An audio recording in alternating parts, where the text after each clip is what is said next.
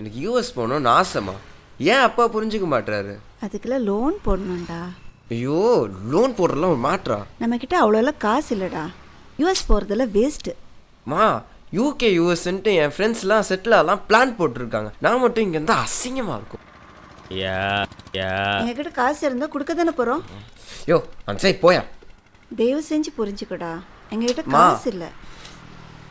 என்ன நிம்மதியாகவே இருக்க விட சரி, மாட்டீங்களா? நான் அப்பாட்ட பேசி பார்க்குறேன். அதெல்லாம் தேவையில்லை, ஃபோனவே.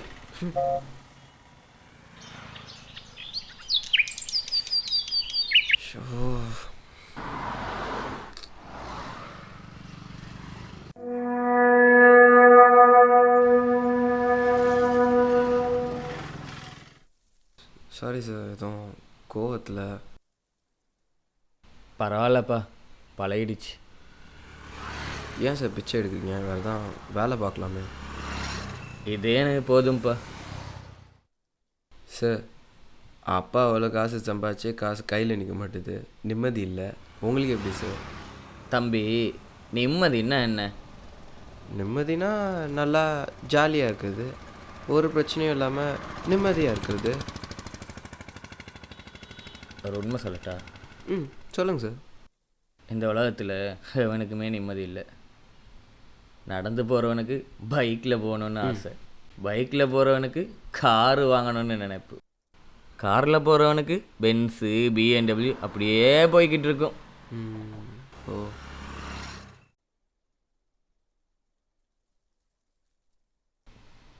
என்ன படிச்சிருக்க? நானா? உங்களுக்கு எப்படி சொல்லி புரிய வைக்கிறது? இந்த விஷுவல் கம்யூனிகேஷன், இந்த படம்லாம் எடுப்பாங்கள்ல. விஸ்காமா? ஆ, எவ்வளோ CGPA?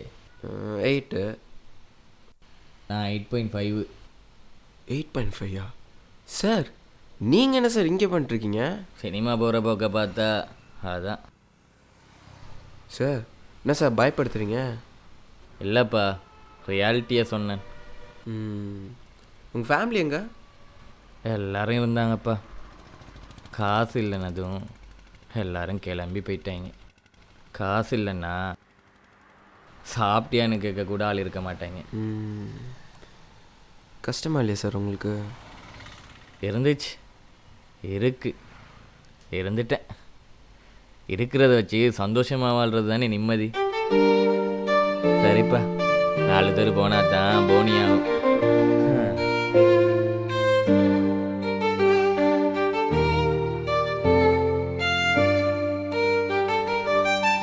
காசு இல்லைன்னா சாப்பிட்டியான்னு கேட்க கூட ஆள் இருக்க மாட்டாங்க. சார்,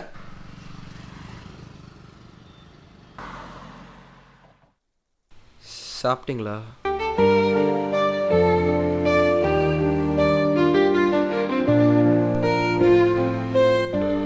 வா, நான் இங்கேயே படிச்சுக்கிறேன், பிரச்சனை இல்லை. டேய், இன்னும் 2 நாள் வெயிட் பண்ணுறா.